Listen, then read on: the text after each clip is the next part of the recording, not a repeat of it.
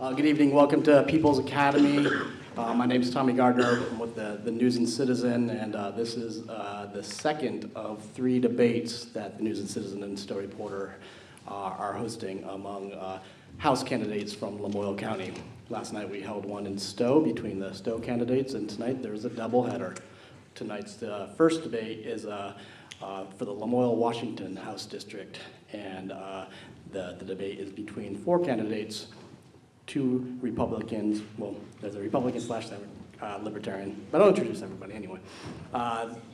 We have debate tonight, we have Saudia LaMont, a Democrat from Morristown. We have Nichole Loati, who is a Republican / Libertarian from Morristown. We have Ben Olsen, a Republican from Morristown, and Avram Patt, a Democrat from Worcester. Avram's the sole incumbent on stage as Dave Iacovone decided to not run again for re-election. And so before we get started, I'd like to thank Dave if he's watching from afar or anything, but I'd like to thank Dave for all of his years of service in the State House and wish him well in the courthouse because he's running unopposed as an assistant judge this year. So thanks to Dave if you're around. The debate will proceed as follows. First, the candidates will present their opening statements. Then we'll have a number of questions from me, interspersed by 2 rounds in which the candidates will get to ask each other some questions. At the end, the candidates will have some brief closing statements, and we'll be on our way. In between this debate and the Lamoille 2 debate, we'll have a brief intermission so candidates can get out of the way and the next candidates can come in. Tonight's halftime show will be Rihanna. Oh, wait, sorry. No, it's going to be Rich Westman. Rich is our Lamoille County Senator. He's running unopposed this year, so we thought he'd give you guys an update on what's going on in the State House while we rearrange the stage. So, without further ado, we'll hear from the candidates. We're going to go in alphabetical order to start, and each of the candidates will have 3 minutes for opening statements. So, Saudia LaMont, if you'd like to go first. 3 minutes for Saudia. Oh, there's a mic we're passing. Oh, is it on? Oh, yes, it is. Good evening. My name is Saudia LaMont, and I am a graduate of right here at People's Academy, so it feels interesting to be back on my alma mater stage. And anyways, I'm running to be the representative for this area. I am a mom of 2, advocate, activist, community engager, consultant by trade. I work with many community partners around on many things, even some legislators and some other folks who do various things around the state. And I am so eager to serve you all. So thank you for considering and listening and showing up tonight. What a crowd. Thank you. So Saudia LaMont, running for your state seat. Thank you, Saudia. Next up, we have Nichole Loati. Hi. Thank you so much, Tommy, and the News and Citizen for offering to host these debates for us. My name's Nichole Loati. Prior to this campaign, I was better known as that girl who owns Great Big Graphics, sometimes Kurt Loati's wife. I'm not a social person. This whole process has been new for me and not always comfortable. It's been incredible meeting people, not only here in Morristown, but also throughout Woodbury, Worcester, Elmore, and Stowe. Our society in general has felt very disconnected these past few years between the divisiveness of national politics and then the isolation of COVID-19. It's been really easy to forget what community feels like. Regardless of the outcome of this election, I feel honored to have been able to get to know and learn from so many people. For me, this community has started to feel whole again. That means something. A little about me. I'm 40 years old. I'm a small business owner. My marriage to Kurt in 2015 led to this kind of Brady Bunch situation. Together, we parent 6 children, 5 of which are teenagers. Life can be chaotic. I was born and raised in San Diego. The day I graduated high school, my whole family picked up and moved to Elmore. We're talking my parents, my little brother and I, my aunt, and both sets of grandparents. Frankly, I would never go back. Vermont is home. My father started with nothing. My parents were extremely poor when I was born, and also they were quite young. As a matter of fact, I would say my dad was somewhat absent from my childhood, not because he's some kind of deadbeat, rather because he's always been singularly focused on working hard and being the best he can be in his career. Throughout my life, my dad has built several small businesses, eventually settling into petroleum electrical, meaning he wires gas stations, and now EV charging stations. He is honestly the smartest man I know. I have two major takeaways from growing up this way. One, my father instilled in me a drive to work hard, to make something of myself, and to see obstacles not as roadblocks, but as challenges to be overcome. Two, our children are the most important thing in the world. Everything I do is for them and their future. That's what brings me here. I see decisions being made in Montpelier that have real consequences that negatively impact many Vermonters and their families. For me, the #1 indicator of success is going to be creating a Vermont where our children and their children not only want to continue living here, but can afford to. If we can do that, so much of the rest will fall into place. Thank you. Hello, Ben Olsen. Thank you. Sorry, Ben Olsen, folks. No, that's okay.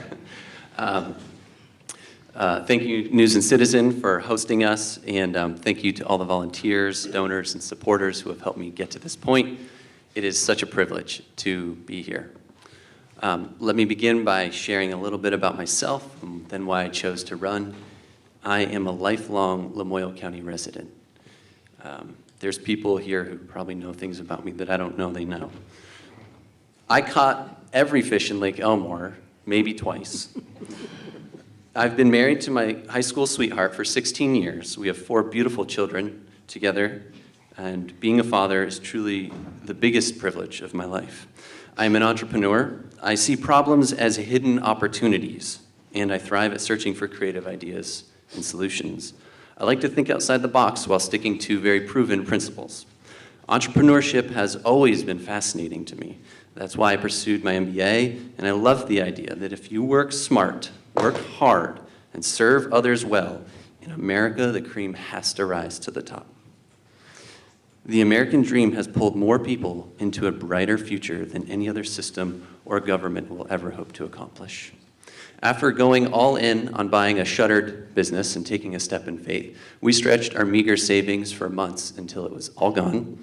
My wife gave me the nod, and I actually worked myself into the hospital a couple of times during that process, but we burned the ships behind us, and we made it work.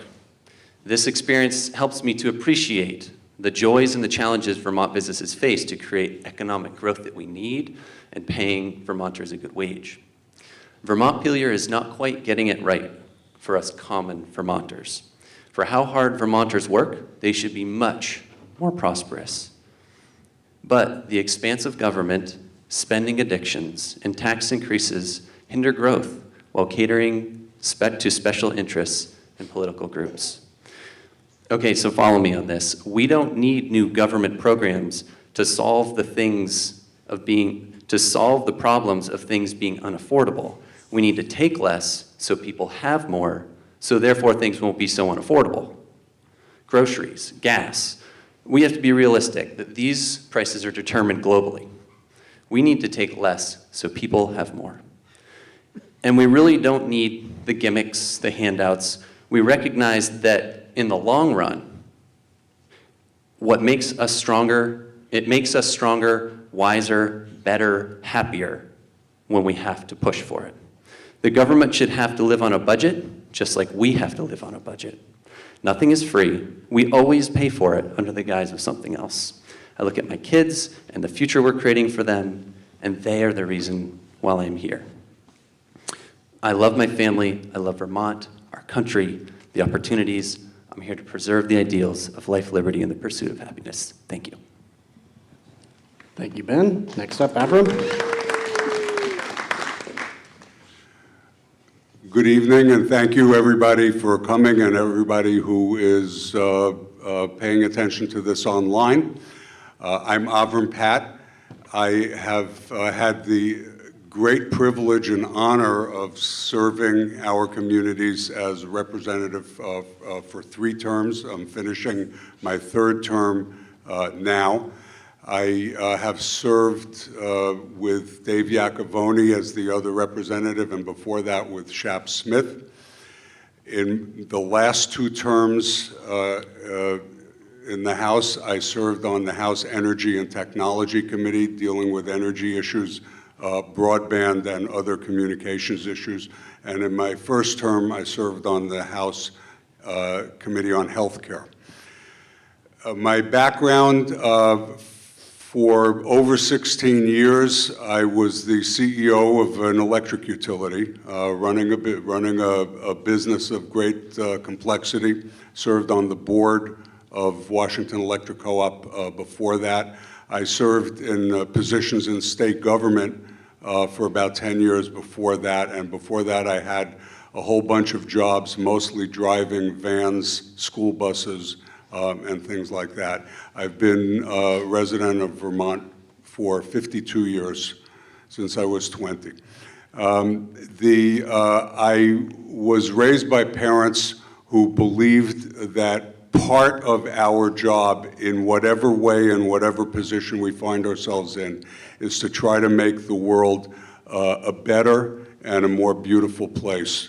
And I believe that I can do that in the legislature. Not everyone can. Not everybody has the temperament to deal with the hurry up and wait and the compromises and the attempts to find common ground. But I knew what I was getting myself into because I had spent some time at the State House in my various jobs before that. The thing about the Vermont legislature, as opposed to what is happening in other states and in the rest of the country, is that I find it remarkable that despite differences on some issues, sometimes very strong issues, the amount of common ground that is found and the plain humanity and cordiality and respect among people with different points of view is wonderful. I was struck on the very last day of the session when the House passed the budget on a vote of 147 to 3. And the 3 people who voted no said that they had voted no because there was one specific thing that they really did not like or had wanted to see in the budget. They knew the budget was going to pass, so they voted. But 147 to 3, that doesn't happen in too many other places, and I cherish that and want it to continue, and I would look forward to being one of our district's representatives again. Thank you. Thank you, Avram. Now we'll start with some questions from me, and how we're going to do this. We started alphabetically with Saudia, and so next we'll go Nichole, then Ben, then Avram, then Saudia, then we'll go Ben, then Avram, then Saudia, then Nichole. Sure, yeah, absolutely, yep. We're just going to snake our way down and back, basically. There's a couple things I forgot to mention.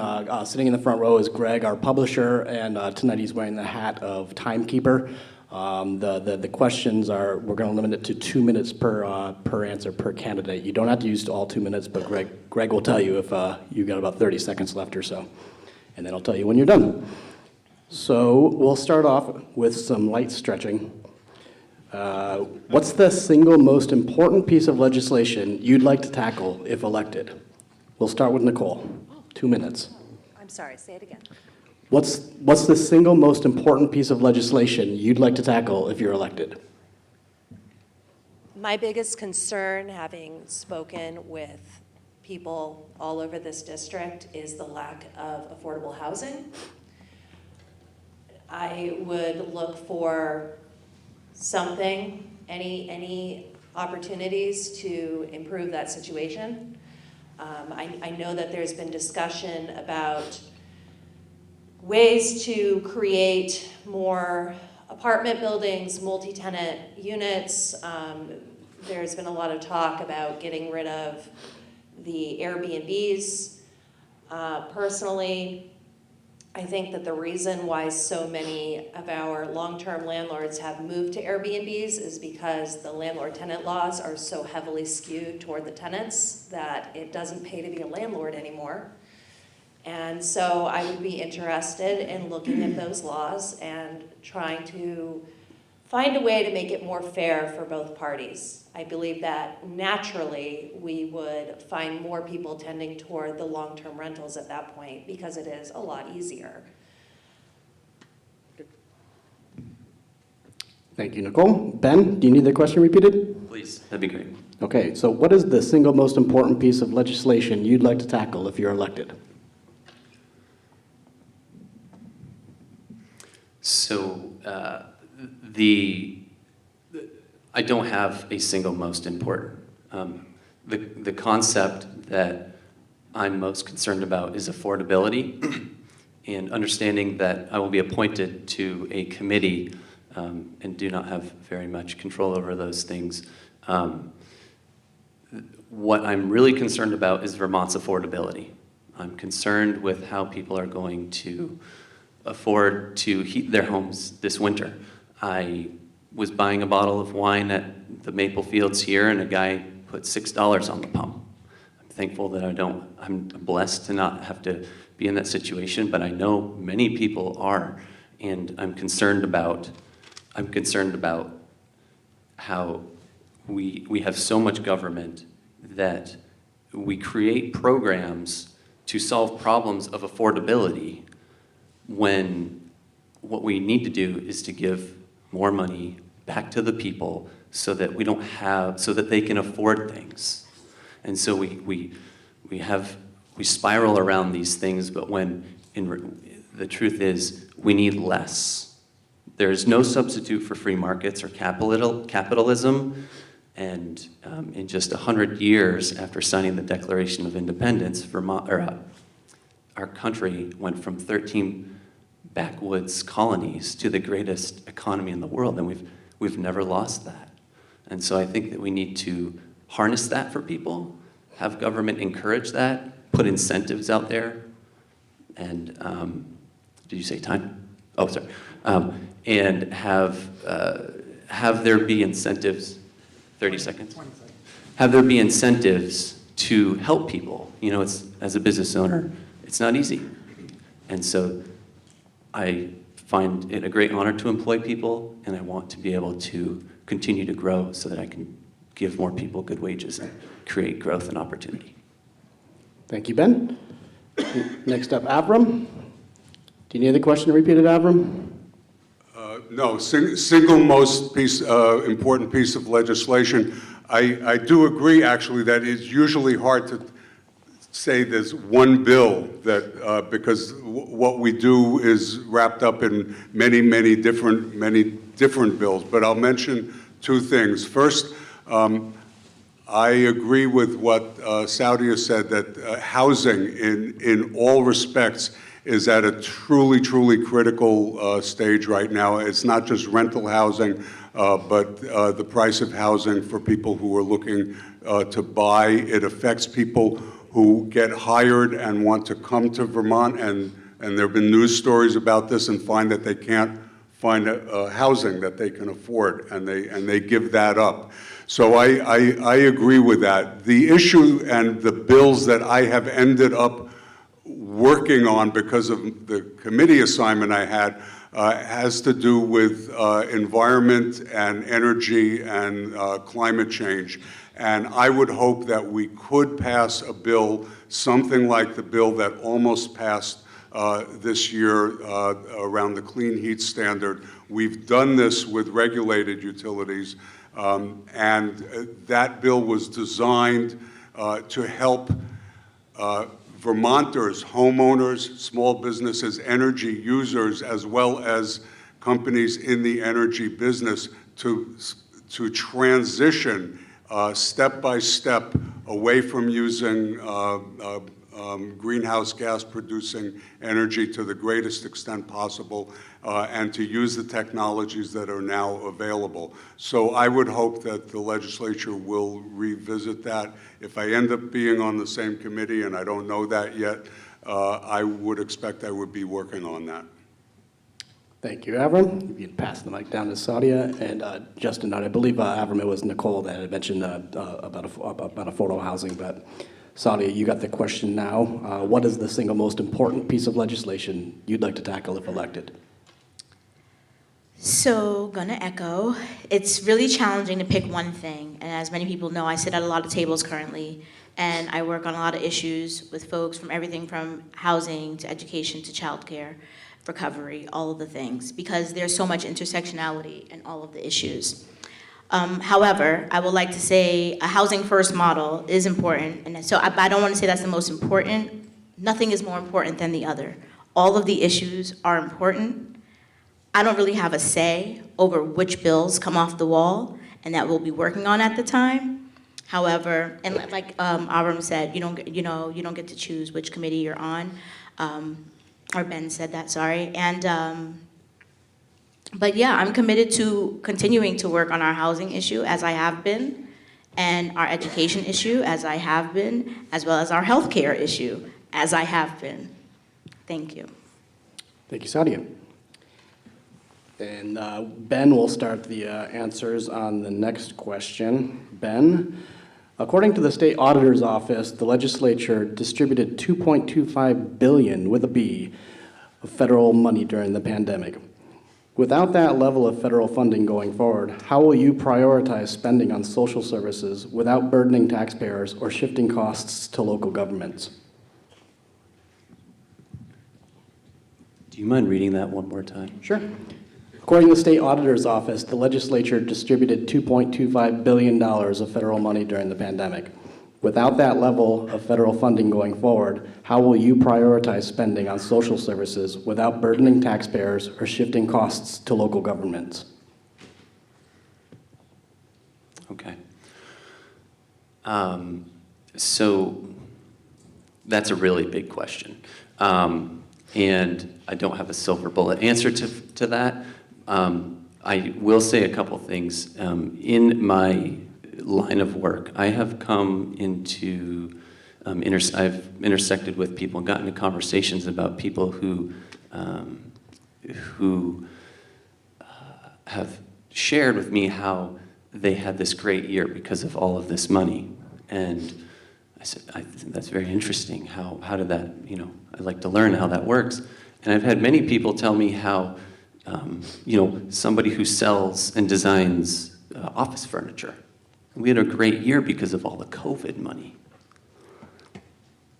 That as a taxpayer really bothered me because that COVID money wasn't there to make, he was telling me how a lot of new teacher lounges and a lot of things that to me sounded like, wow, that wasn't the intention. And so I think these bills sometimes, I wonder, do these bills get audited, or does the spending really, is it done carefully? Because as a business owner, I have to be careful of every dime that moves in my company, and it keeps me up at night. My wife gets tired of hearing about it after dinner when the kids are down and we have an hour. But yet this money passes through and people are getting new teacher lounges. So I do think that there's great services out there, and there are people who need help, and we need to help them. But I'm concerned, again, ultimately with this affordability thing for regular, hardworking Vermonters. I think that's long-term. That is how we get back to a better, more prosperous general population. And Vermonters work so hard, and there are so many people that inspire me as I bump into them and tell me how their week was. I think, wow, it's inspiring. And so I just want those people, like these farmers. I mean, these guys take out these crazy loans, make these beautiful barns, expensive state-of-the-art machinery, and they're selling milk. you know, they're investing in all this stuff. They're working so hard. So I want those people who are working so hard, all of us here, to have more to live and enjoy their lives with their families. Thank you, Ben. Avram, do you need the question repeated? Yes, please. Okay, according to the state auditor's office, the legislature distributed $2.25 billion of federal money during the pandemic. Without that level of federal funding going forward, how will you prioritize spending on social services without burdening taxpayers or shifting costs to local governments? Well, first of all, I want to say, having been in the legislature where we were very busy with a very difficult and incredibly time-sensitive job of trying to allocate all of those funds and heed all of the federal regulations and all of that. And I think overall, a very good job was done by the legislature, by everyone there, very conscious of the question you're raising about what happens when the money is gone. So I believe that much of it was rightfully spent on helping both individuals and many, many, many businesses survive during the height of the pandemic time. And that spending is not, in most cases, necessary in order for them to continue now that we're slowly getting back to normal. But a lot of the money was spent on one-time spending, and the area I'm most familiar with is we have used a considerable amount of money to push broadband infrastructure into the rural parts of Vermont, all over the state, including Lamoille County and Worcester and Woodbury. And that's one-time money that is a major piece of progress that gets us started on really getting, in that case, broadband to the last mile so that everybody can have the advantages that brings. That's just one example, but I do believe that on the whole, the legislature and the administration were very prudent in how the money was spent, and were very much mindful of the question that you raised. Thank you, Avram. Bring it back to Saudia. Saudia, do you want me to repeat the question? No, I think I'm all set Okay, this go time. ahead. 2 Thank minutes. you. I just want to point out that prior to this money being available, the federal funding that we've used during, or the ARPA funds that came through, we got through. We've been through recessions, we've survived, we figure it out, we work it out. It takes collaborative effort from legislation, from bill makers, from everyone who is participating in the decision-making to come together and come up with reasonable solutions of reallocation and looking at where the spending is going and how it's being allocated. It does require also some of finding funds. And that really has a lot to do with building our economy. And in our community right now, we are seeing so many different things. And I want to add on 2 things, the businesses, the farms, the small businesses, all of the people who are saying, okay, these funds are going away, how do we survive? We have to invest to get buy-in and to get back. So there's a lot. It's not just we're going to wave a magic wand and find more funds or take more funds from the federal government. There has to be steps and plans and conversations had to really evaluate how can we build our economy together to make sure that all the people and community members are thriving in their businesses, because our community is not affordable, to go back to the affordability thing. And I just want to touch on one thing about how the funds were used. I agree with Avram, and I think that a lot of the funds were dispersed and used beneficially towards small businesses and families and people who needed the funds to help survive the pandemic. And I think that we'll recover and we'll figure out ways to continue moving forward as we did prior to. Thank you, Saudia. Nichole, do you need that question repeated? Can I get it one more time? Sure. According to the state auditor's office, the legislature distributed $2.25 billion of federal money during the pandemic. Without that level of federal funding going forward, how will you prioritize spending on social services without burdening taxpayers or shifting costs to local governments? I'm going to agree with Saudia in that it's been done before, prior to this money being available. That said, it being done the way that it's been done has made Vermont a very expensive place to live. So can it be done without the money? Absolutely. Is there a better way? Absolutely. Vermont has one of the most top-heavy governments in the country. I happened to look today because I was curious. According to the Human Resources Office for the state of Vermont, there are approximately 8,000 Vermont employees. That was, according to these records, about 3,000 more than there were in 2017. That is astronomical growth. If this was a private company, that would be insane. Very successful. Unfortunately, people are expensive. And when you are constantly adding levels of bureaucracy, the price tag is going to get higher and higher and higher.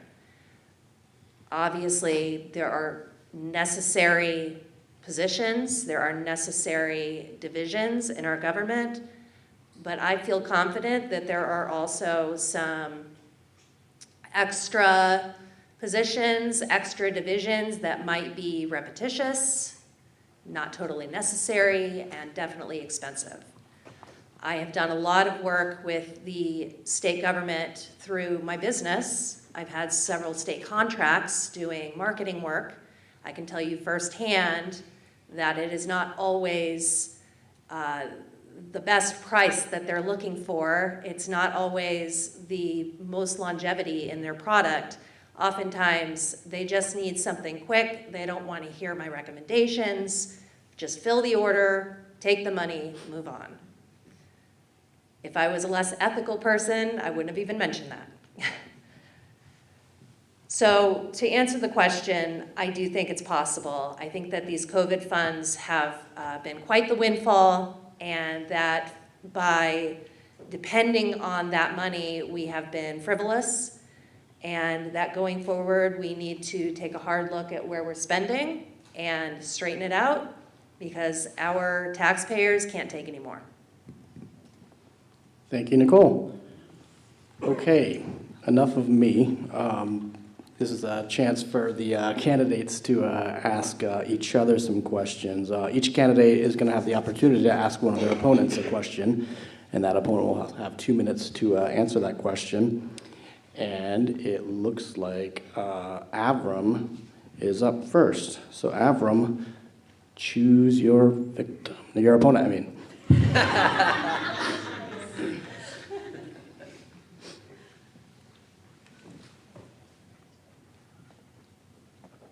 I guess I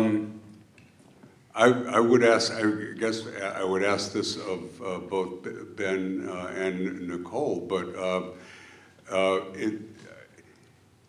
it's easy to say we're spending too much money in state government and all of that, and there are certainly places in state government and in the legislature every year there are big debates about what do we need and what can we change or get rid of. But specifically, what services do you think that are being provided by state government now that we might not need so much of?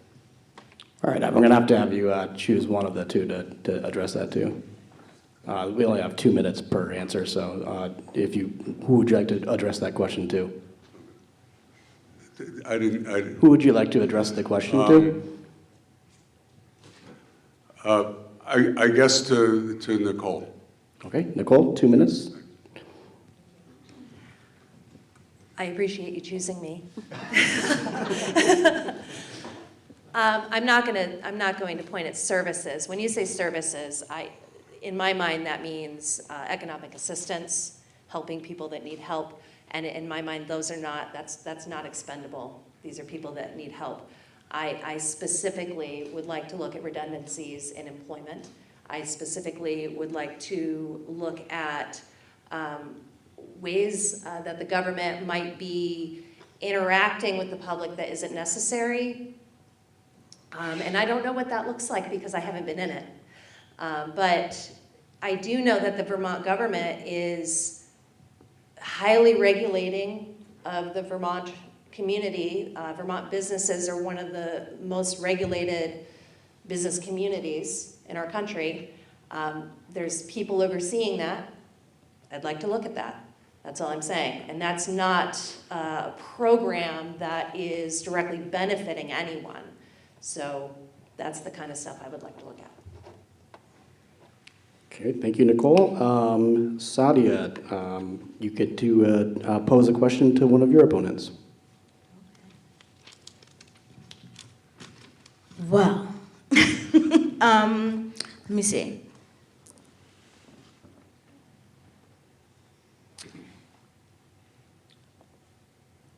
I think I will address my question to Ben, and my question will be,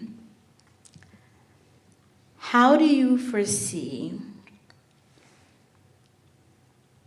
the changes that you think, the changes that you've stated that we need? So similar question to the systems. How do you think we can have our government be smaller and our union workers and state employees be reduced and function and still meet the needs of our community that is currently in crises?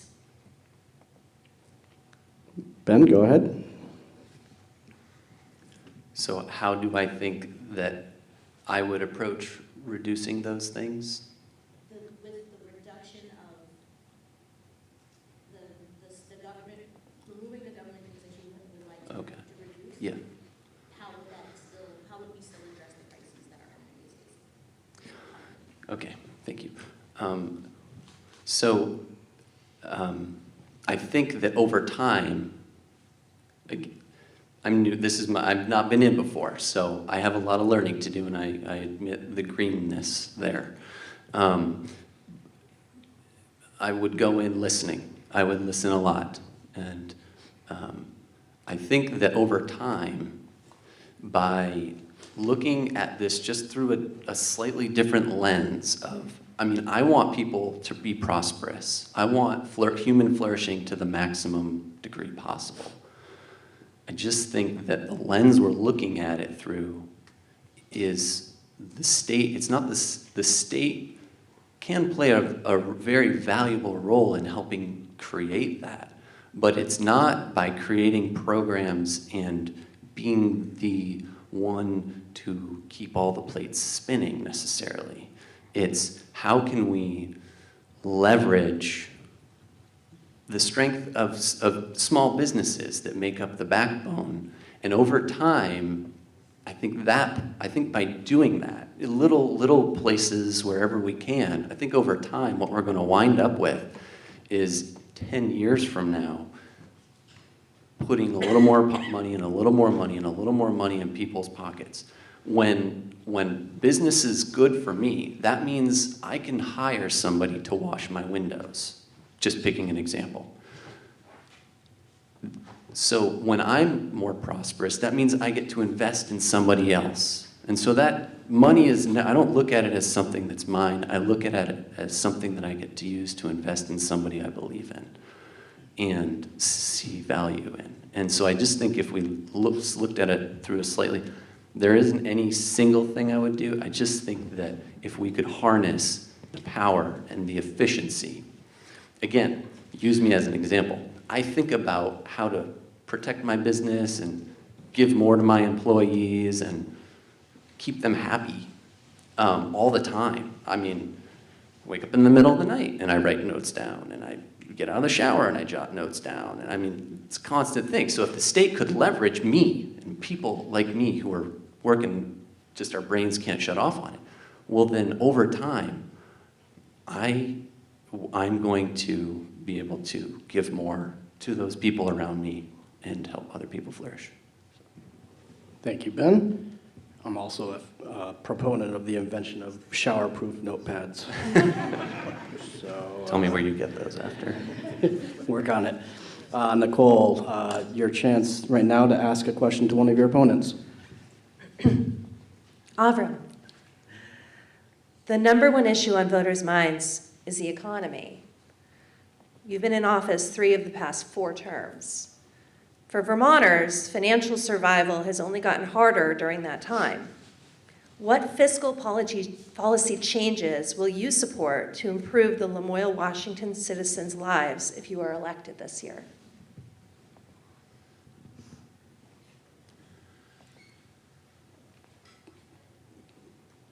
I agree that it has gotten harder, and a lot of what is driving the cost of, and has been mentioned earlier in the debate as one example, is energy, gasoline, for instance. We need to be mindful of what it is that we in Vermont can and cannot do, because gasoline prices is a national and worldwide issue. It's happening to everyone. And there's, unfortunately, not much the state of Vermont on its own can do about that. That's just the truth. So I do believe that we need to continue working in a wide variety of ways and broader perspectives on things that will make it possible for people to work and make a living. Housing has been mentioned a lot of times, and I think that we need to, and that does require public involvement, state involvement, in order to make some things happen, either through legislation or funding. Otherwise, it won't happen. And so, if people are going to work and working and making, trying to earn a living, but the cost or the availability of housing becomes out of reach, then we're losing ground. And so those are issues that I think we have to be honest with ourselves and say that is government's role to work on. It's not going to happen on its own. Otherwise, it would be happening. Thank you, Avram. And Ben, choose a person to ask a question to. Avram, if you don't mind asking. I guess I need to read this. Thank you. Sorry. Confused how these work. All right. So, Avram, what do you see as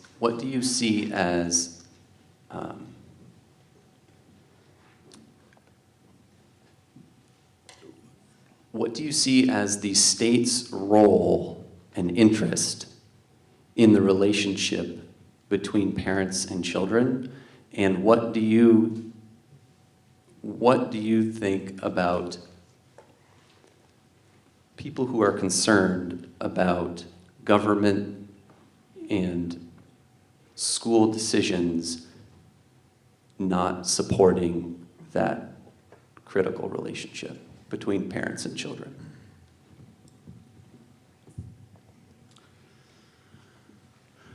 I guess I'm not clear about what exactly it is that you're alluding to, because I do not believe that there is a public effort, certainly at the state level, to interfere in the relationship between parents and children. I don't see that happening, and I'm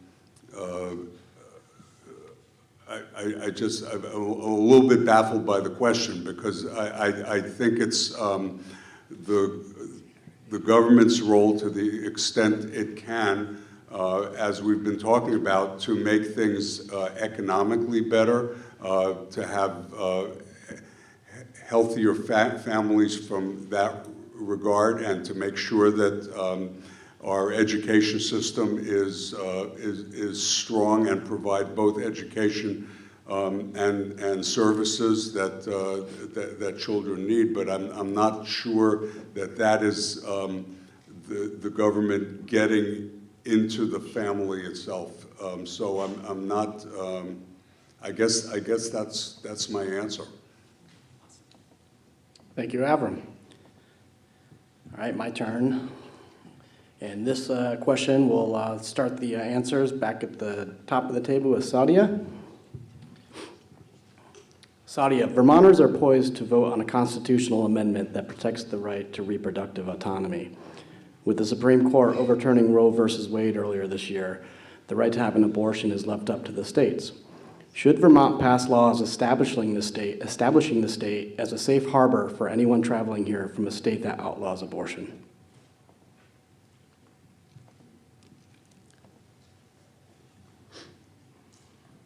I would say yes. Vermont has been the leader in many things. Vermont is, we lead and pave the way on many things for centuries, on many issues. And so reproductive liberty is something that's extremely important towards all humans because it doesn't just affect women. And it's really important that we realize that, and I absolutely do think that Vermont should be. We have been since the 70s, and I think we should continue that. There's so much more at stake. It's not about abortions, and I think that's where the common misconception is that the Reproductive Liberty Amendment is about abortions, and that's not what it's about. It's about health care. It's about people having the right to autonomy, to choose what is right for their bodies and make the decisions that is best for themselves.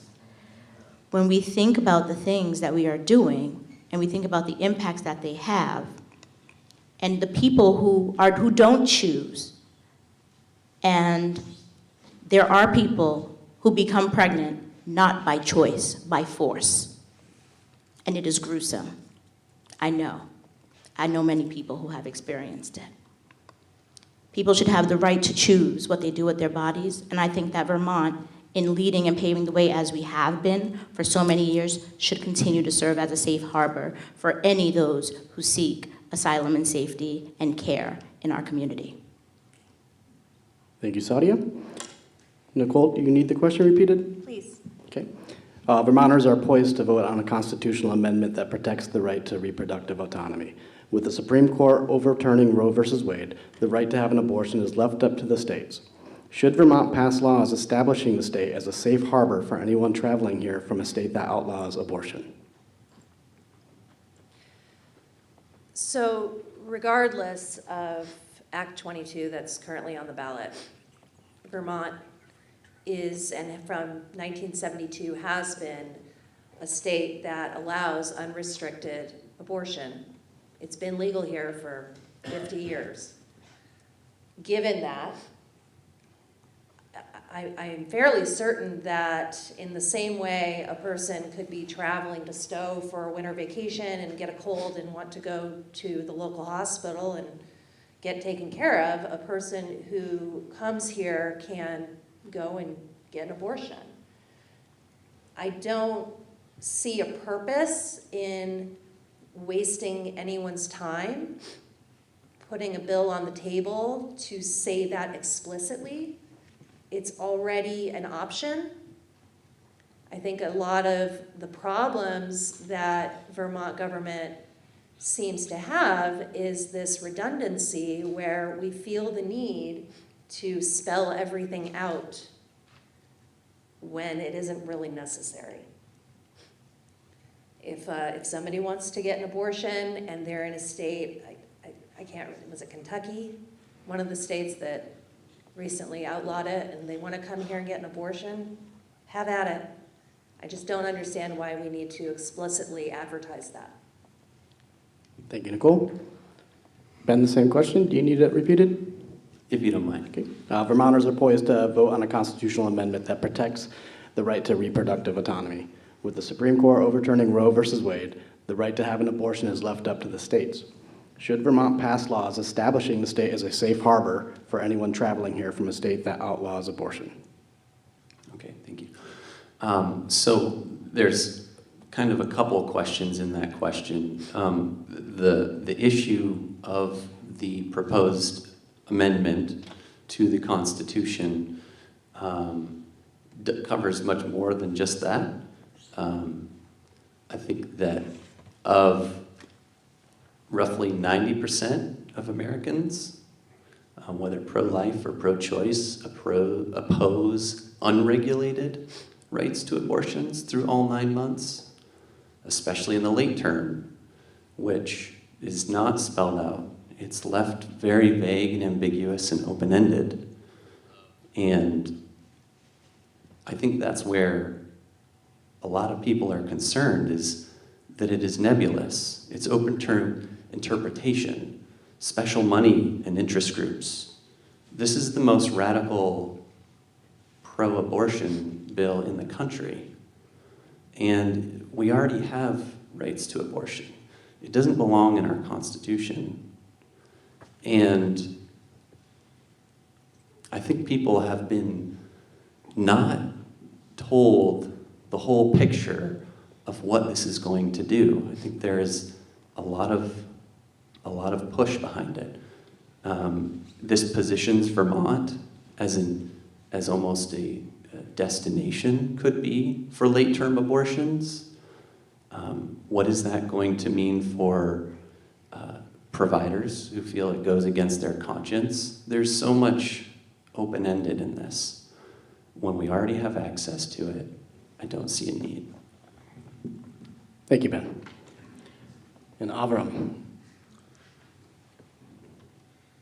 I would, I'm going to echo something that Nichole was asking, which is I would need to be shown that there is a reason for passing a bill if someone from another state where abortion is not legal can come to Vermont.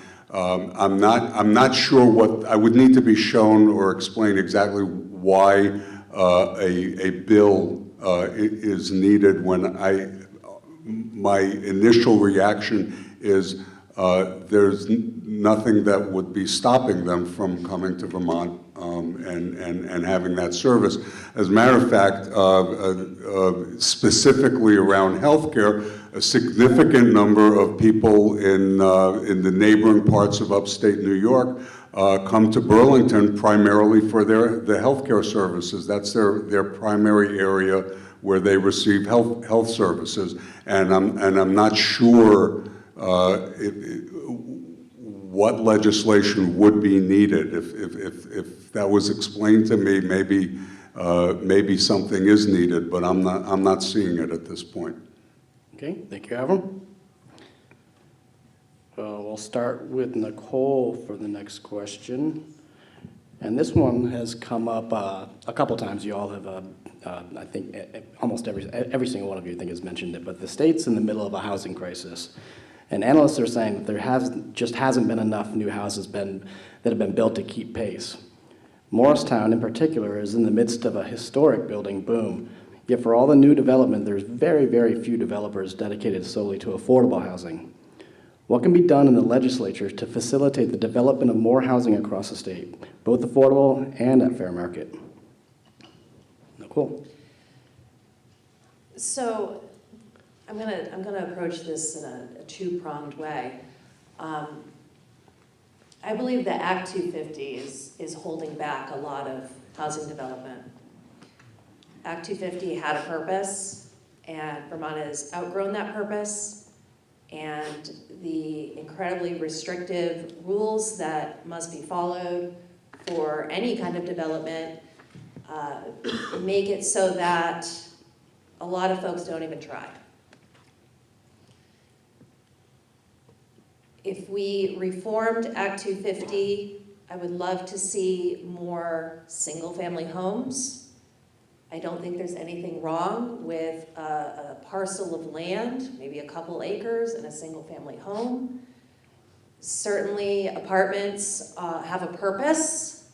The apartment boom right now in Morrisville, certainly serving a purpose. Those apartments are rented before they're even finished, but I see them as a Band-Aid. They're not solving the long-term problem, which is where that second prong comes in. The long-term problem is that it's not affordable to live in Vermont, period. The housing is only one piece of that. If it were affordable to live in Vermont, it wouldn't be as big a deal to find low-income housing. So I would like to look at the affordability overall while also tackling ways to get more housing built in a way that serves the community. Thank you, Nichole. Ben, you're up next. Did you get the question, or you need that repeated? Would you mind repeating Not it? Thank at you. all. The state's in the middle of a housing crisis, with analysts saying that not enough new houses have been built to keep pace with the need. Morristown, in particular, is in the midst of a historic building boom, yet for all the new development, there are few developers dedicated solely to affordable housing. What can be done in the legislature to facilitate the development of more housing across the state, both affordable and fair market? Okay, thank you. So I would have to echo what Nichole said regarding Act 250. I know personally people who have been very close to purchasing pieces of property and developing it into multiple lots. And when they started to research what the timeline could be for going through Act 250, the costs, the kind of leaps in faith that they would have to take, and money they'd have to kind of possibly walk away from, they walked around away from the whole deal. And so I think that in and of itself could help. Right now, it seems like with the influx of people from the cities moving to a rural setting like ours, there are people who make incomes in cities and then have purchased homes here for very high prices. So a number of people have sold to take advantage of that, and now maybe that will over time settle out. It's going to take time for those people to build houses, and then as far as affordability goes, I just think that I think if we could tackle Act 250 and give this a little time, that human beings are really smart. I think they're going to figure things out, and I think that if we could look at it, give it a little time, I think, and keep the programs where we have them for a year or two, that 2 years out from now we might see that problem go away, because it has only come to exist very recently and very severely at the severe level it's at. Thank you, Ben. Avram, you're up. Do you need the question repeated? Please. Okay. The state's in the middle of a housing crisis, with analysts saying that not enough new homes have been built to keep pace. Morristown in particular is in the midst of a historic building boom, yet for all the new development, there are few developers dedicated solely to affordable housing. What can be done in the legislature to facilitate the development of more housing across the state, both affordable and fair market? When we say affordable housing, what I am concerned about is affordable to whom, and affordable, I think we're talking, the biggest concern is for moderate and lower income Vermonters, for whom particularly the recent escalation in housing prices, both at the rental end as well as the purchasing a home or building a home, has escalated beyond reach. I think that, frankly, these are market forces at work.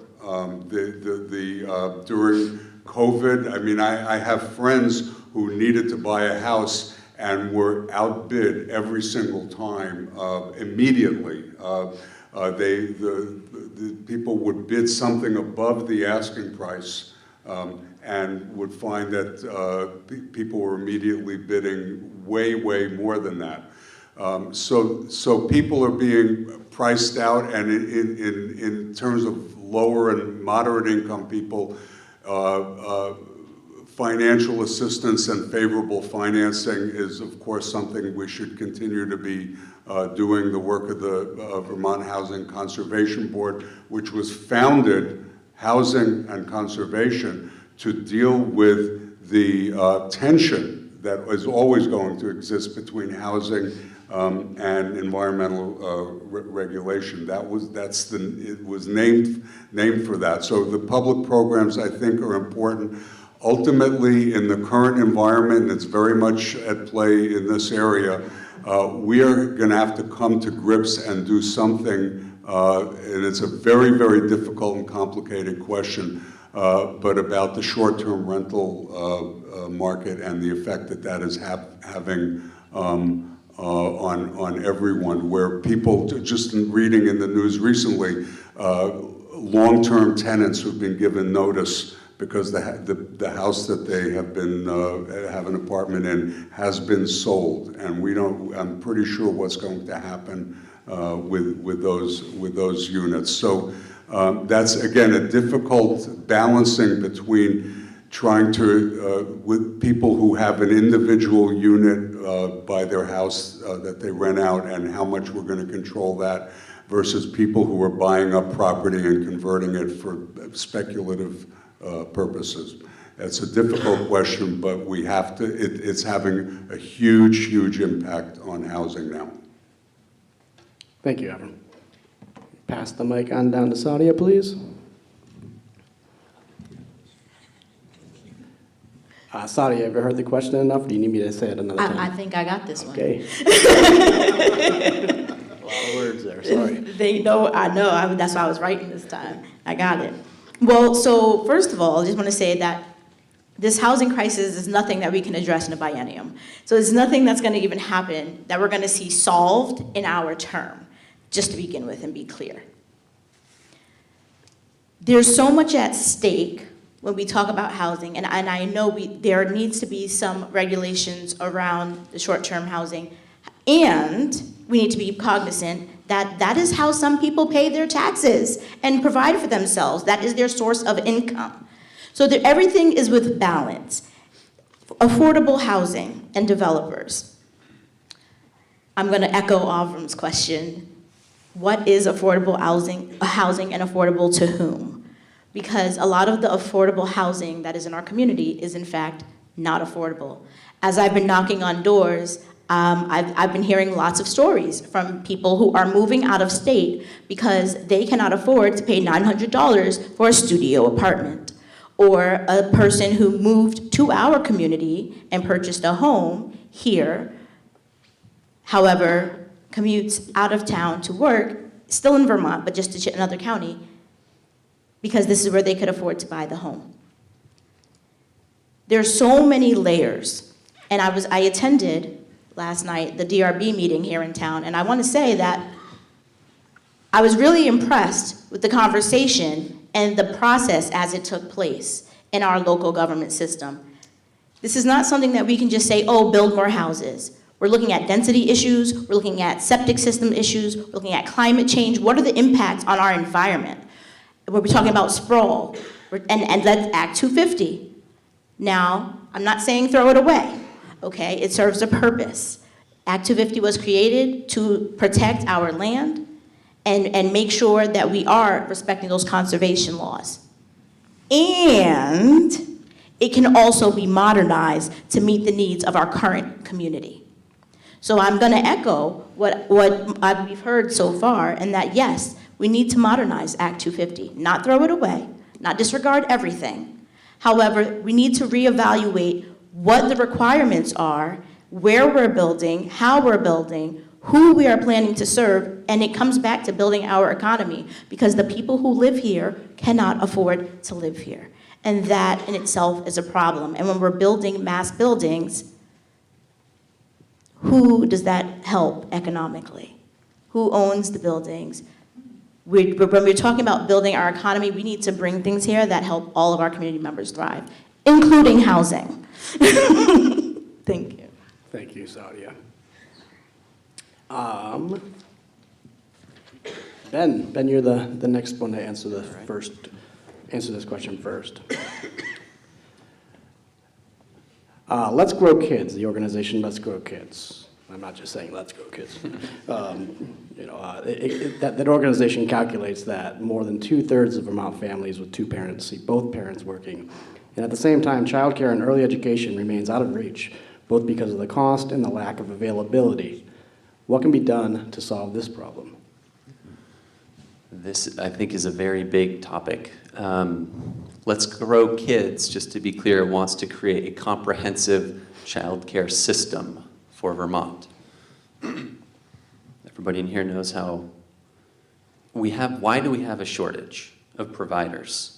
Okay, that was the first question that I asked myself when starting to study this. While it's in the best interest of everyone involved to lower the cost of child care, recent legislation has increased the requirements for caregivers to have and pursue qualifications or advanced studies, and they're creating barriers. And for some people, it's enough to say, I don't need this. I'm not going to provide this. It's for some people, it's the expense of that and the time commitment they don't have. Whatever the reasons are, it filters out some really valuable people. I can speak from my past. We had a friend who they had children, and our children were friends, and we would drop our kids off with them, and we would pay them to watch our kids. And but now that we're adding layers of regulation and bureaucracy to it, we're almost creating the shortage, okay? And then, why would we be adding these things at a time when we have a shortage? It's kind of interesting. Shouldn't we be making the process more efficient and more encouraging to bring providers into existence? Does the state want to solve that, or do they want to bring that under their wing? I don't know. The money paid for the care of a child might often be enough to allow a parent to remain at home and care for their own child. So I support things that expand the ability of parents to care for their own children and reduce the costs, and to reduce the cost of childcare by repealing legislation that raises the qualifications requirement for childcare workers. Let one mother who stays home with her children easily care for the children of another.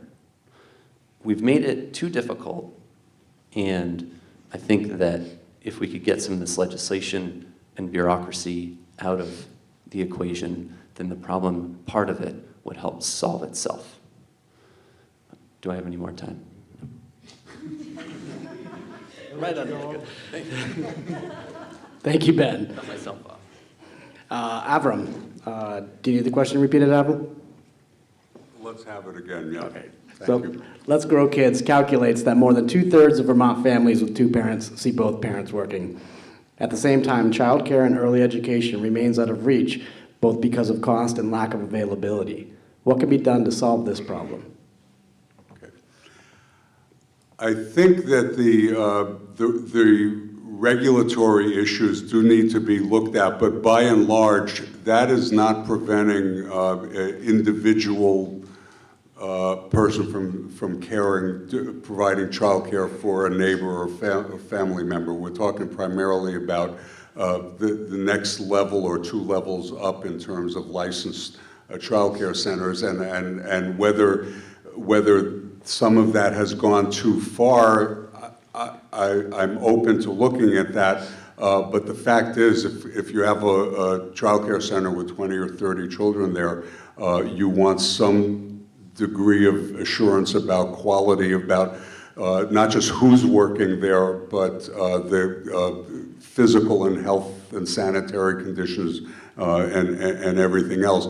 I think ultimately, I believe that the biggest problem with the availability of childcare is that childcare providers, both the childcare centers and the people that work there, don't get paid enough. It's hard work, it's valuable work, and people, if they have other opportunities to make a living besides being a child care provider, they will. So I think that that is an issue. Overall, the issue is very, very near and dear to my heart. My late wife, who died a year and a half ago, was for much of her career in many, many ways, including being the director of a child care center, very, very involved in all matters early childhood. So that is a passion that filled my house, and I still carry it with me. Thank you, Avram. Saudia, I'm good, thank you you. good? Okay. So, childcare. Our children, our most prized possessions. It is really sad that children don't have access to quality childcare. I will say that there are programs and systems in place, and in working with and being in communication with recently with Let's Grow Kids and Building Bright Futures, I've learned that they are working towards finding a methodology that will support sustainably making childcare more affordable. By the goal is to reduce it to 10% of the families of the cost, right? Of the cost of their income. Now, we're talking about the availability and the cost. The cost is astronomical, as we all know. And I will say I don't want to say that it shouldn't be, because you're paying for people to care for your children. And so, how do we find a way to keep childcare affordable for the consumers and moms who need to be able to have a safe place for their children while they engage in the workforce development or whatever they are doing with their lives that they require childcare, and to make sure that childcare providers are gainfully employed. We're lucky enough here in Lamoille County to have the Step Up to Childcare program that, where they are providing training and education for folks who want to get into childcare. And it's so much more, it's really important that we have that we have people who are qualified and trained to nurture and care for our children in our absence, because early childhood development is the most critical part of their lives. Children learn most of their learning in the first 5 years. And so it's really imperative that we have safe spaces that are accessible for those who choose to use them. That choose word again, right? It's all about choice. Because some people do want to stay home with their children. If you have the resources to be able to do that, that is fine. And we also need to look at reducing the cost. I think the goals that Let's Grow Kids have are very reasonable. They were going to require a lot of efforts and creativity and collaboration, but I think it's a great goal. I think creating more spaces, the lack of availability, wait list. I visited a center recently a center of excellence actually, right here in Stowe in our old backyard. And I've visited so many other centers, and I'm familiar with so many other places because I was hyper-focused on the crisis and the need. And we have a really functioning well system right here in Stowe. However, their wait list, right? That wait list.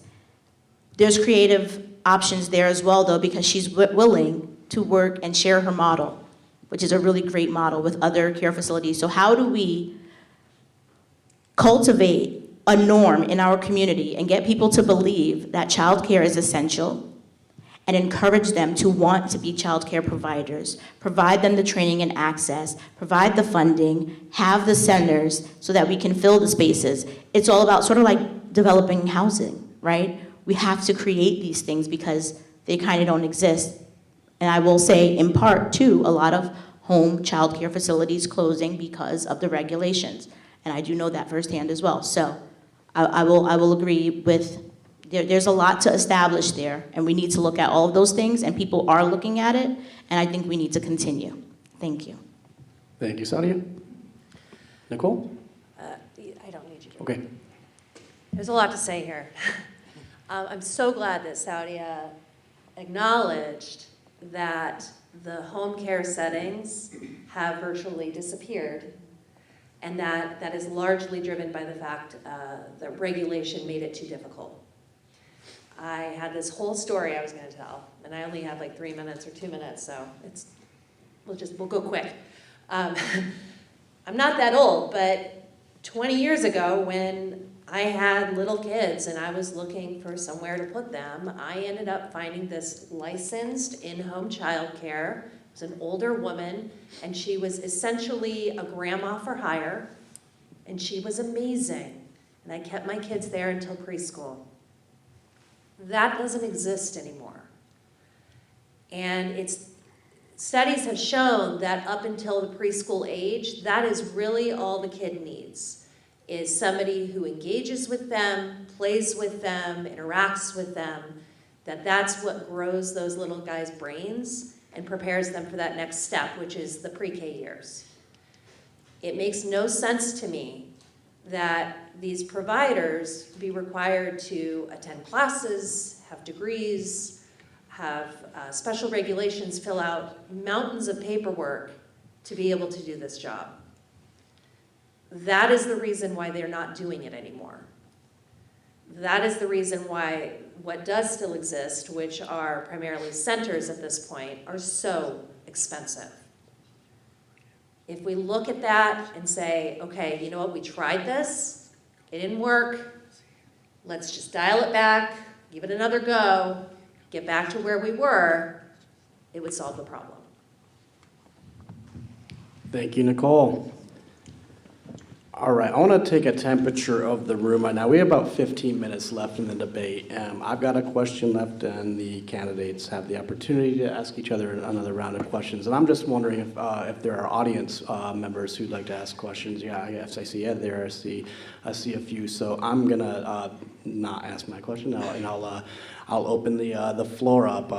We can probably get all three of you that I saw hands for. So I saw Mr. Ed Wilson's hand first, I believe. You want to? We have a mic right up here, Ed. If I know you're used to town meeting day, so let's pretend we're there again. Avram has. Oh yes, just like, sorry to interrupt you. Just make sure that we're asking a question and not making speeches. Thanks. Avram has talked about the cost of energy, but last year in the legislature, all the Democrats voted for a carbon initiative that would have given unelected bureaucrats the ability to make rules and charge taxes for the sole purpose or the main purpose of increasing the cost so fewer people could use those fuels, fuel. Governor Scott vetoed it. The legislature took it up again. All of the Democrats except one, and it includes all the Democrats from our area, voted to override Scott's veto. That would have cost a lot in taxes on fuels, and at that time we were still suffering the increased costs from the pandemic and various other things. How much, and this is a question for everyone, how much more do you believe we can pay for fossil fuels? Should it be a quarter a gallon, 50 cents a gallon, $1 a gallon? And how do you propose that we will make that? I know that some was supposed to be given back to people who would need it. But the state would be rearranging that, and you had to buy it in the first place. Thank you. Thank you, Ed, and thank you for asking basically my question. Thanks. Scratch that one off. Avram, you get the first whack at this one. Okay. I was on the committee that wrote that bill that first sent it to the House floor. The Senate made a lot of changes to it, sent it back. I think you are very, very, very seriously misstating what that bill would have done. It would not have placed a tax on consumers of energy. It would have followed the model that has been in place for years now in the regulated electric utility field called the Regional Greenhouse Gas Initiative, that charges some prices at the very high production and importing into Vermont scale. The Regional Greenhouse Gas Initiative that Vermont is a member in with about a dozen other states we were signed into that not by the legislature but by Republican Governor Jim Douglas. And this simply follows the similar model and helps people transition when they have the opportunity or the need away from fossil fuels. Fossil fuels, as you know, whether it's gasoline at the gas pump or heating oil, even in normal times, the price can go up 50%, 50 cents, go down 50%, and it fluctuates pretty heavily. So the effect of what that bill would have done would have been almost not noticeable compared to the normal fluctuation of fuel prices. So I think we need to be straight about what that bill would have done. It would have helped people move away to other forms of technology and heating sources that are now becoming cost-effective. And that's what the bill would have done. It would have not done what you are stating it would have done. And it's frankly very frustrating that that's what people say about the bill. And it's also not the reason why Governor Scott vetoed the bill, as stated in his veto letter that was read on the House floor. We had his cabinet members and commissioners working with us on the bill to make it acceptable to the administration. This was posed to everybody. Does everybody want to take an answer at it? We just pass the mic down. Sure. Okay. The Transportation Climate Initiative, TCI, would require a complex out-of-state system that would manage a cap-and-trade system where fuel dealers would be required to buy fuel allowances sold at auction. These allowances would allow the dealers to buy fuel, and the revenue raised from the sale of these allowances would be returned to the state minus the cost of the bureaucracy at a rate determined by those within the system. So we have non-elected people determining the tax. The bureaucracy would have total control over our fuel supply. What could possibly go wrong? By design, the rates would increase over time at an undetermined rate without limits. Remember, a year ago, the discussion was 80 cents per gallon of tax for everything you put in your car, your home. Now, I don't know about you, but I don't know anybody who really wants to buy less groceries so that they can put more fuel in their tank at home. And there are people who are faced with those decisions now, before this goes into effect. No one knows what percentage of our 17%, of our 17 cents at the outset of this would make its way back to the Treasury. And all I can offer is this. It could be done much more efficiently. Raise the tax on gasoline to 17 cents. But it would require lawmakers to look Vermonters in the eye and say, we're going to raise your taxes. And that's something that people who want to get reelected don't want to do. Nichole? My understanding of the whole point of this, regardless of how it comes to be, whether it's what Ed said or what Avram said or what Ben said, the goal is to push folks toward greener energy. And I feel confident saying that we all want to combat climate change. We all want greener energy. We all want the earth to last, to outlast us, right? And our kids and our grandkids and our great-grandkids. We all want to do the right thing. We just need to be careful about how we do that because we don't want to bankrupt anyone in the process. So regardless of how it is that we approach this, I just think it's important that we be cognizant of how it affects the people. And maybe we need to look at how ambitious we're being with the pace of this and determine if that might be too ambitious. Maybe it's not, but I think it's important to look at it.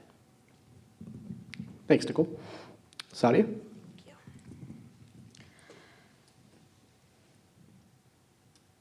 I have very few words on this topic, and I will say this.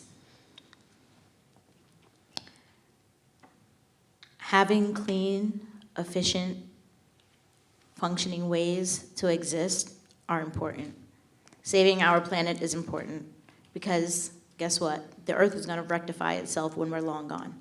It's going to outlast us. And so it's really up to us to make sure we're making the best decisions for our children, bringing it back to the children again, making the best decisions so that we are leaving them a sustainable, renewable energy that will be functioning in a way that we're causing less harm. Cost effectiveness, we don't control the gas prices, so the percentage of the taxes, I mean, all the nuance of things that were discussed, I'm not even gonna get up here and say any fallacies. I would highly recommend people look at the facts, look at things as they are written and stated and what they mean, and figure that out for yourselves. I will say that clean energy is important. Having warm homes and making sure Vermonters can stay in their homes and be safe is important. And how do we get there?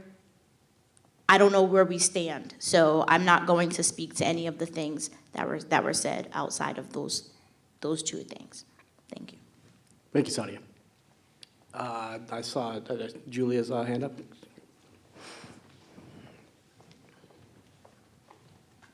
Hey, everybody. I do have a question, but I just also wanted to acknowledge that I'm just so impressed with the civil discourse tonight, and I just want to thank all of you for being here, and yeah, I just thank you for treating each other with such respect and care. It makes me really proud to be a Vermonter. And my question is, aside from your professional worlds, I'm curious as to which of your personal involvements with the community are you most proud of and why? All right, mic's in your hand, so do you want to start and then pass it on down? Ooh, okay. That is such a good question, Julia. Oh my goodness. Well, my personal involvement with the community. I'm gonna bring it back. I'm gonna go old school. So currently, I'm very much involved in housing and education and advocacy with equity work and health equity, education, access, all these things. But I would have to say, my most proud is youth. And because I'm gonna bring it back to what I've been saying all night, they are the future. And everything that we are doing is for them. It is not for us. And I have to say, I ran my program, Developing Divas, for 4 years, and I served approximately 63 young women in our community. And I'm still very much engaged with the young people and the youth in our community. And they never cease to amaze me. They are brilliant, they are on it, they are engaged, they are active, they are participating in society in a way that I have not seen youth engage in a very long time. And so I would have to say my ability to engage and reach the youth and inspire and talk to them, I'm like the proud auntie nobody asked for, but everybody gets. and they just warm my heart. All the children in this community, I love them, I'm so proud of them, and I want to do everything to make our community better and safe for them to be successful and thrive. And that also means making sure parents are well. So I'm gonna say my best accomplishment is the youth and helping families thrive and be successful and access what they need to be well. Thank you. Thank you, Auntie. Nichole? So this is separate from my professional life, but it also is integrated with my professional life. I feel very strongly that our future is in the trades. It's in a blue-collar, simple lifestyle, working with your hands, learning a skill.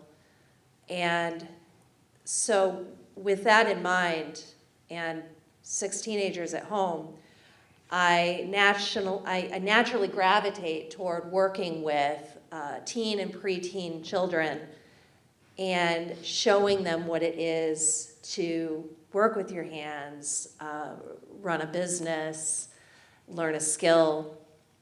For the last multiple years at this point, I have worked with a number of different programs, a number of different schools. For instance, the Maple Leaf program that is part of PA middle level. Almost every year I have kids from the class come in and just work for a day in my office. I will pair some with my husband, and then I will work with some myself, and I'll put some with my designer. He hates that. And we'll just show these kids, like, hey, this is what we do for a living. And dude, my job's fun. So it's really cool to see their faces light up and to see them realize that you don't have to have an Ivy League degree. You don't have to be a straight-A student to be successful in life and to enjoy your job. I've worked with Maple Leaf, as I said. I have also worked with, I've had job shadows and several kids come in for internships through the tech center. I am sitting on the board of the advertising design class at the tech center, and I've been doing that for several years. I work with those students. I have participated in Career Day at Lamoille. We've had kids come in from Laraway. Actually, Greg was part of that. I had some kids from East Meadow School just last week who came in for half a day. And next month, I'm going to be hosting an intern from the entrepreneurship course at the Tech Center. So this stuff it makes me so excited. I see the future in these kids. Every time they leave, I'm like, call me when you're ready for a job. And then, they do. And I'm like, okay, well, I'm not hiring right now, but call me later, because I'm passionate about this. I'm so excited for these kids to grow up and just be excited to go to work with their hands and make something of themselves. Because I see that with my own kids. I see how overwhelming it is being a teenager, being in high school, having this pressure put on you constantly of like, oh, where are you going to college? What are you studying? What's your career goal? And, I don't think it has to be like that. I want to make it fun for kids, and I want them to, be okay with any kind of career, whether that's a white-collar career, a pink-collar career, or a blue-collar career. I'm a simple blue-collar girl. That's the way I go. Thank you, Nichole. How about you, Ben? I just want Nichole to keep talking. I'm like ready to give you a hug. All right, so I got married when I was 21, and we had children. I've always been working hard. I've always been working to pay for my life. And and so I haven't had the opportunity to do a lot of volunteer things. This is, I don't know if you guys think this is hard, but this has been hard for me. This has been a challenge, and I'm grateful to have been a part of it. I look at my contribution to society and my vocation. I have 4 children. I have married my high school sweetheart. And I go to work, and that's what I do every day, and like Nichole, I love my job. What doesn't hold a candle to that is when I pull in that driveway at home, or when I get that picture, text message, or whatnot. So that's my vocation, and that is going to be one of my big contributions to this place. I grew up here. I grew up pulling out firewood, deer hunting, fishing, hiking, camping, doing all the Vermonty things that we all love. I teach those things to my children in the way I was taught them. And I try to teach them to, above everything, love. People say, joke around that there's no roadmap for how to raise children, and there's no manual, There's a million little manuals, but you just, in a word, you love them. Whatever the maximum of your ability is, you just love them. And if you do that every day as best you can, and some days you're gonna go to bed in tears because you really flubbed it up. But so creating them, teaching them to love their friends, their neighbors, and being a good husband and a loyal, faithful, committed person to my wife, those are my contributions right now. What I do dream about doing, and I get it, talk is cheap, but what I've thought of, what I would love to be able to do is to help people who I would like to help. I love entrepreneurship. I want to teach people how to manage on a basic level their personal finances, how to balance a checkbook, how to manage credit, because I would love, like, when I go to hire somebody, or when I meet that kid that's just got the good attitude and the fire for life, and he's thoughtful and respectful and polite, I just think, man, call me up. I want to hire you. I want to give you an opportunity, because we need more people with that to spread that beautiful fire throughout the community. So that's what I have to say to that. Thanks, Ben. Avram.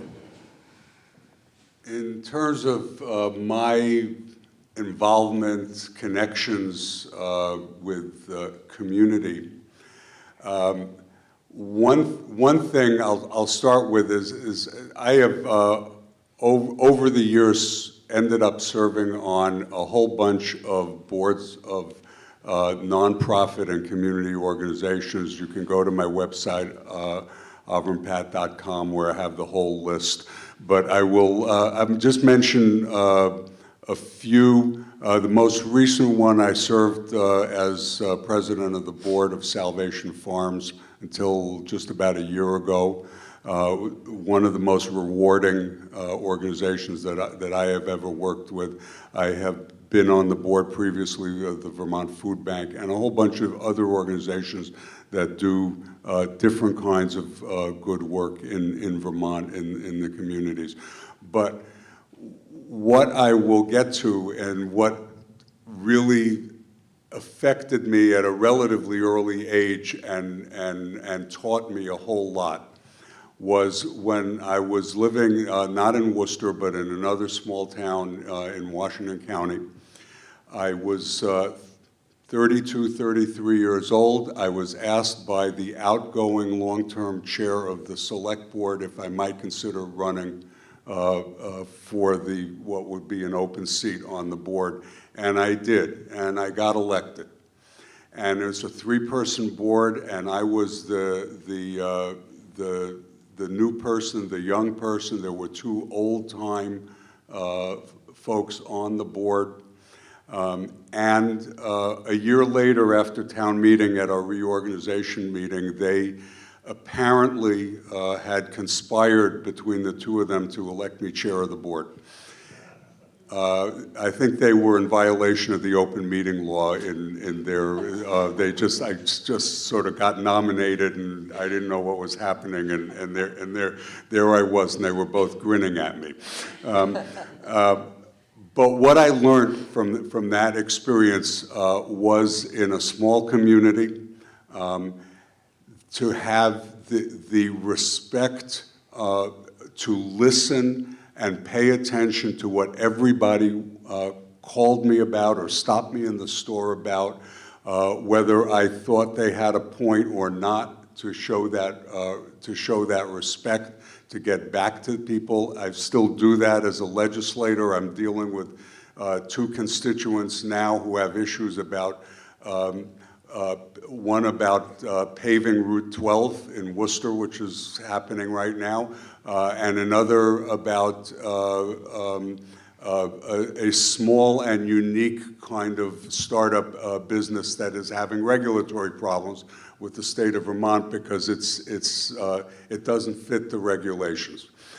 So what I learned in those 6 years on the select board, 5 as chair, was the importance of listening, getting back to people, and understanding their point of view and where they were coming from. And that that changed my life. I'm glad those 2 select board members conspired to put me in that position at a pretty young age, and I carry that with me.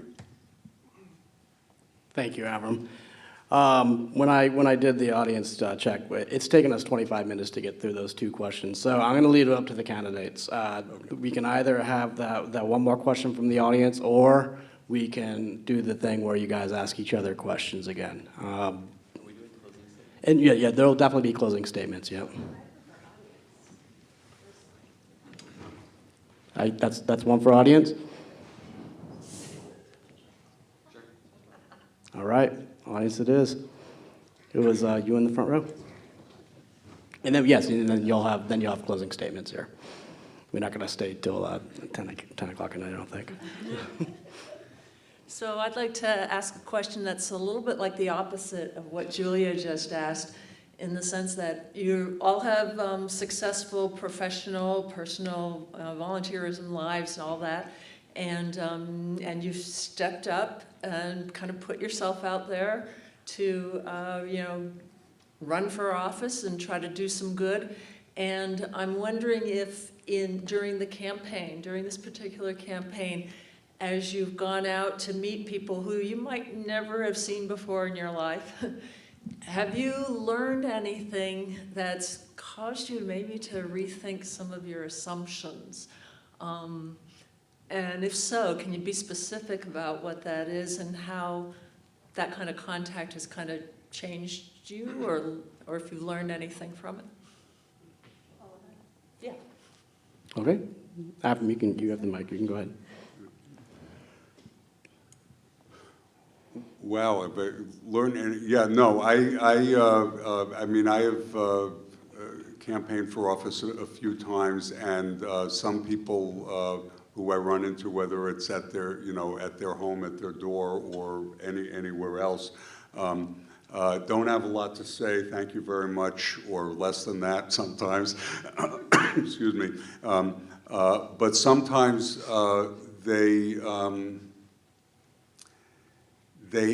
people have, like I said a few minutes ago, they have a particular issue that is that they're dealing with, that they're confronted with, and I hear them out, and that broadens me, because each one of us has our own personal issues, our own personal things that drive us crazy or that bug us. And what I find always when talking to constituents or in the communities in our district and anywhere else, I guess, for that matter, is that everybody's got something that is that they think about all the time, and they need to I'll say unload and let me know about it, and I need to whether as a candidate or an elected official or just a human being, I need to carry that with me and learn other people's perspectives and what's important to them and what drives them crazy, because we all have that. I do too, and I won't bother you with all of that right now, but it's a very broadening experience, but also a very difficult one to carry all of that, to be in a public position where you are hearing from all sorts of people who you don't necessarily know, but you need to learn and listen and carry that with you. Thank you, Avram. Ben? That's a that's a tough one.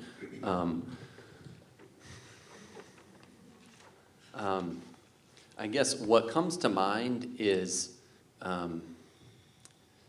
Julia mentioned the great conversations we've had here, and I agree. It's been really nice.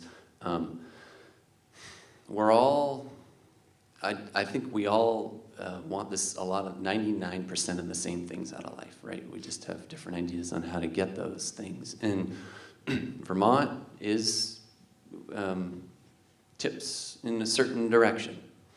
And I was stopped at a man's house, and I said, hey, introduced myself. I was hanging door hangers, and he said, I don't even bother to vote anymore.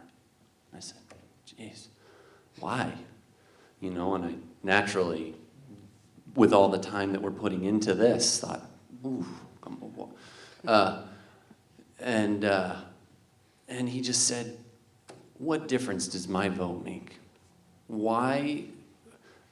Vermont's already so far one way.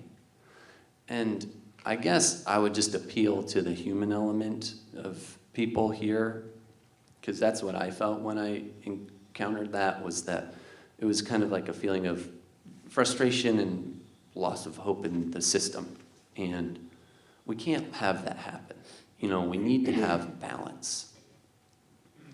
You know, I hope this, I find lots of things that I have in common with hippies. I just think there's great ideas they have sometimes, and I value that, and I think that that's great that we can, that I want to stay open to that, you know, I don't want to stay so, and I think in Vermont we gotta hold on to that, because we're really very personable people, and we're also not naturally politically people. I could speak as a conservative, and the conservative people, but those people are really special people. And even if you are completely on the opposite end of them, I would encourage you to just talk. Not in a threatening way. I think that's what we need more of. I think we need to talk, because we can't have people who just give up on the system, because then we all lose. I value the ideas that Avram and Saudia have presented here and that I've encountered throughout this. And I don't have a great, life-changing encounter with somebody that, wow, never thought of it that way, but that's that stood out to me. So. Thank you, Ben. Nichole? So, with COVID and all that, I started watching a lot of news. And anyone who watches the news knows that America is so divisive, and we're at each other's throats, and we just cannot get along. And so I, as a small business owner and the sole breadwinner, because my husband works for me, business doesn't go well, we're homeless. I've been very quiet in the past about my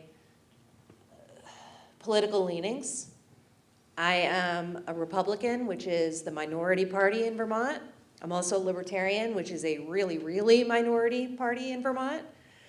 And so for years, I've been afraid to speak frankly with anyone who I didn't really know and trust about anything political. When I was asked to run for this office, and it took some arm twisting, I assure you, that was my biggest fear. Am I gonna end up going out of business and just devastate my family's financial situation if I do this? But I tend to make silly decisions in my life, and things come out pretty well. So I made another one of those and started doing this, and I canvassed. I knocked on a lot of doors, I met a lot of people, I've been to so many events, more events than ever before in my life. I've met so many folks from both sides. I mean, really, there's more than two sides, right?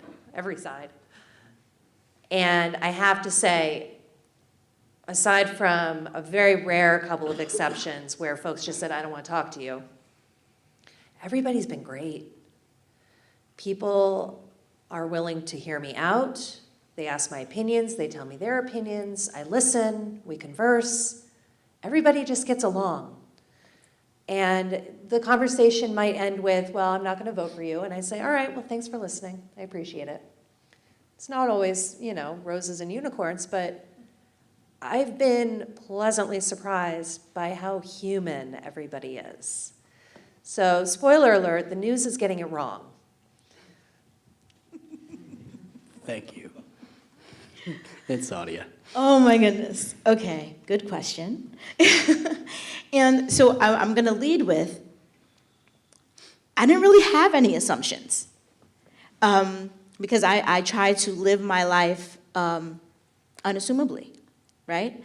And however, I've been preparing for this for quite some time. I've learned some things, I will say that. But whether or not they went against my beliefs, part of my platform is, it's not about me. I'm not running to serve myself. I'm running to serve the community. And so as I've been knocking on doors and engaging with people, I've had some really, really curious, fun, exciting, and interesting conversations. And I will say, I will echo, there have been a lot of similarities. And it also depends on where I am, on what I'm hearing. So in Morrisville, you can guess the hot topic is housing. That's a big topic in Morrisville. And when you get out to some of the other areas in Worcester and Woodbury, it's broadband service, it's accessibility, it's the roads, it's the things that are like that. So, I guess I didn't really know what to anticipate when I asked the questions because I went out with no premise, right? I wanted to truly hear what everyone's concerns and thoughts were. And the reason why, it's not that I'm uncaring. I sit on a lot of boards and committees. 2 boards, about 16 committees. So I'm at a lot of tables for a lot of different issues. Most of the things we've covered already, right? So I know where I stand. I know my belief. I'm confident in who I am and what I wanted. So it was really important for me to engage with folks and see what's important to you and how can I best serve you. And so the thing that stood out to me the most was how many people opened their doors to have conversations with me. I didn't anticipate that. That I did not anticipate. I was like, oh, people are gonna wanna run. And they didn't. They opened their doors, they engaged, they spoke to me about things at length at times, And so what I will say, the other thing that I learned about this, because I'd been taking trainings, I did Emerge Vermont, I did, Bright Leadership Institute. I've been preparing myself for this. I had a 7-year plan. I wasn't supposed to run right now. However, I'm a firm believer in things happen when they're supposed to happen and how they're supposed to happen. And I don't do things on my time, and I do things in God's time. And when something is called for me, I listen. And so here I am. And what I learned is that this is physically enduring. And so I want to put that out there for the folks. I was training my brain. I was training for the cerebral aspect of campaigning and all those things. And as a person with disabilities, I didn't realize how physically exhausting campaigning, walking, and knocking on doors, but I have been doing it. And I continue to show up in my community at community engagements and community breakfasts and lunches and meet with people, and I will continue to do so no matter how this ends, because I am truly invested in the safety, well-being, and security of this community. And so what I've learned, there are no assumptions. Make no assumptions, but there's a lot of humanity, there's a lot of similarities, and there's a lot of people just wanting to thrive and wanting for Lamoille County to be a better place. And I think that's what I've learned. Thank you. Thank you, Saudia. And thank you, audience, for those questions. We have reached the end of this, and so we're on to closing statements. Saudia went first in the opening statements and went down the table. So we'll start with Avram and go reverse alphabetical order. 1 minute each for closing statements. Thanks, everybody, for listening to us. What I bring to this, I bring experience, and that is important. We want in the legislature, we want a mix of new ideas and new people, and we want people who can remember why some really good idea didn't pass a few years ago and went up in flames, and what would it take to bring it up again. And that's something that I have, and I've had the temperament to do this job, and not everybody does. Many people over the years have said, oh, I could never do that. And my answer to them is, well, then don't. There are lots, if you feel strongly about issues of one kind or another, there are lots of ways that you can have an effect and work on those issues without getting yourself elected to the legislature and having to deal with compromises and hurry up and wait, and finding common ground with people that you don't necessarily agree with on everything and all of that. I've done that. I'm pretty good at it. And it's in my nature to do that kind of work. And so I really relish it. And as I said at the beginning, we are very lucky in Vermont that we have a legislature where people are human beings and decent to each other. It's amazing how people who may disagree very strongly on some issues find common ground and agree and pass bills. As I said, 147 to 3 happens all the time. And we're very lucky, and I feel very privileged to have been able to represent our communities in the legislature in Montpelier, and hope I'll be able to continue. Thank you. Thank you, Avram. Ben, you're up. All right. I just want to thank you all for sitting through this with us and the great questions. I guess I want human flourishing to the maximum. And so I just want to echo what I've said, which is that I think we all want the same things. I think there are different ways to get there, and I think that we have tried a lot of the same types of approaches, and I think what we need to maybe take a little bit more of a look at is to unleash, have government cooperate with and encourage free market enterprise, because studies have shown the government can't run things as efficiently as a free market system can, and that's the way it's supposed to be. But it plays a vital role, and so let's not create programs and spending and budgets and positions and divisions to address affordability issues. Let's take a long-range approach at this instead of, reacting. Let's proactively take a long-range approach at this and do things that put more money in Vermonters' pockets, not with spending bills and things that we don't know what they are, so that people have a little more to empower somebody else with. Money is not this thing you hold on to. It's something that you have. It's a tool to enable your lifestyle. Put a little more in every Vermonter's pocket by reducing the size of government, and we won't have affordability problems like we do now at some point. So I want to leave with that. I'm really grateful for this opportunity, and thank you all. Thank you, Ben. Nichole? This has been such a pleasure, honestly. I mean, we've been working up to this for weeks, right?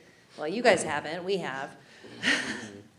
And in the beginning, when I signed up to do this whole thing, it was like, oh, so there's gonna be a debate, by the way. And I'm like, hells no, there's not. Stage fright. But you know what, guys? This was awesome. And I wanna thank you all for coming. This is incredible. It's really amazing to me that there's this many people in our community who care that much, that they came and hung out for a couple hours and listened to a bunch of people speak about stuff. And I really want this position. I mentioned that it took some arm twisting. It did. It was tough in the beginning. I've come around. I am all in. This feels like it's right for me. This feels like a calling.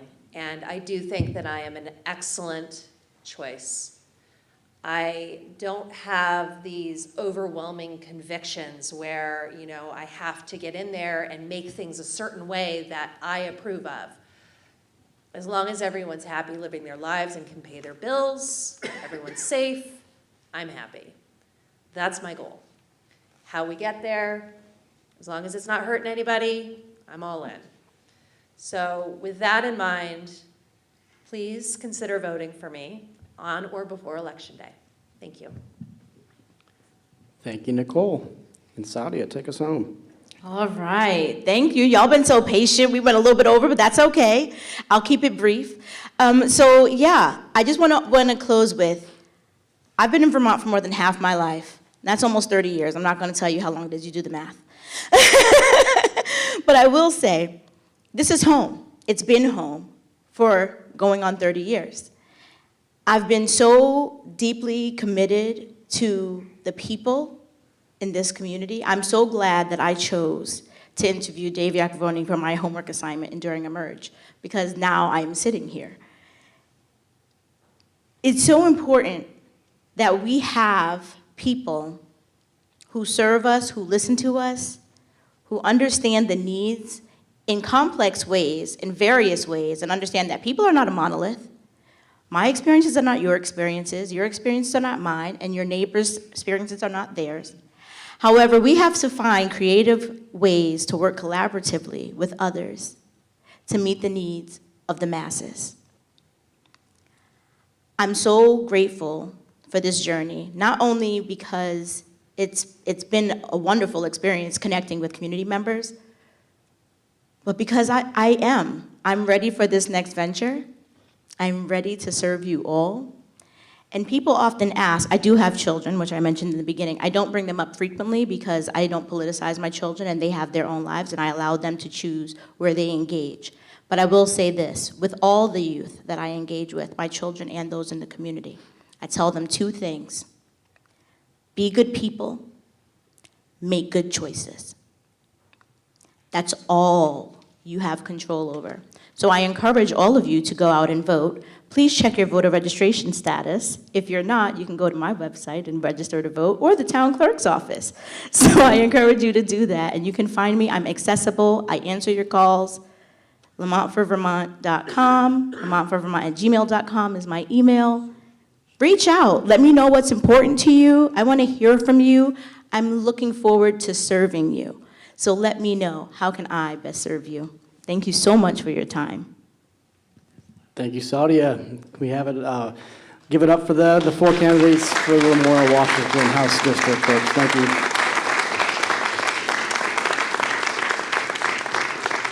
All right, well, we probably all need to stretch out a little bit, do some calisthenics, and Rich Westman, Senator Rich Westman is going to come up. I think he's going to do some magic tricks or some juggling or something while I clear the table for the Lamoille 2 debate coming up in about 5 to 10 minutes. Thank you.